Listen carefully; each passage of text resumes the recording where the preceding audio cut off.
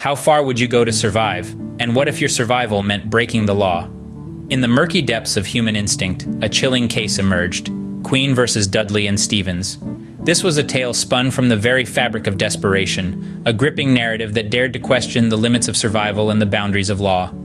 In the face of death, what choice would you make? This was the dilemma for Richard Parker, Dudley, and Stephens. Picture this. You're stranded at sea, with dwindling supplies and no sign of rescue. This was the chilling reality for Richard Parker, Dudley, and Stephens in the late 19th century. They were survivors of a shipwreck, cast adrift in an open boat for more than 20 days.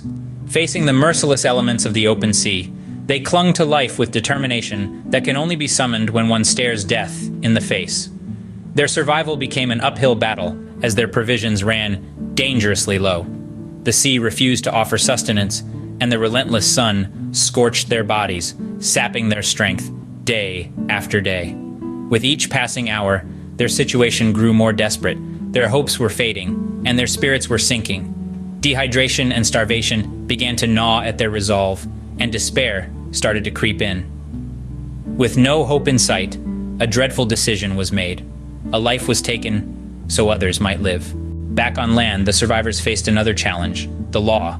They stood in the dock, accused of murder. The prosecution argued that even in dire situations, the law must be upheld. The defense, on the other hand, claimed that desperate times called for desperate measures.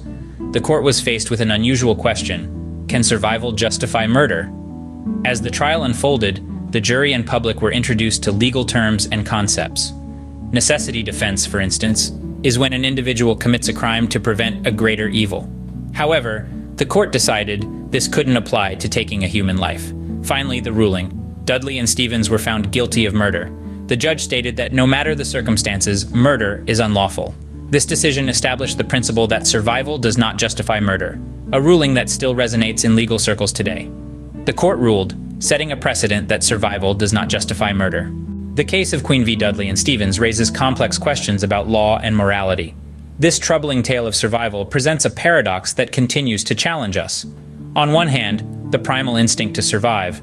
On the other, the sanctity of human life and the rule of law.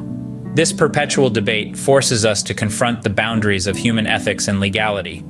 In the end, we are left to ponder: in the fight for survival, where do we draw the line between right and wrong?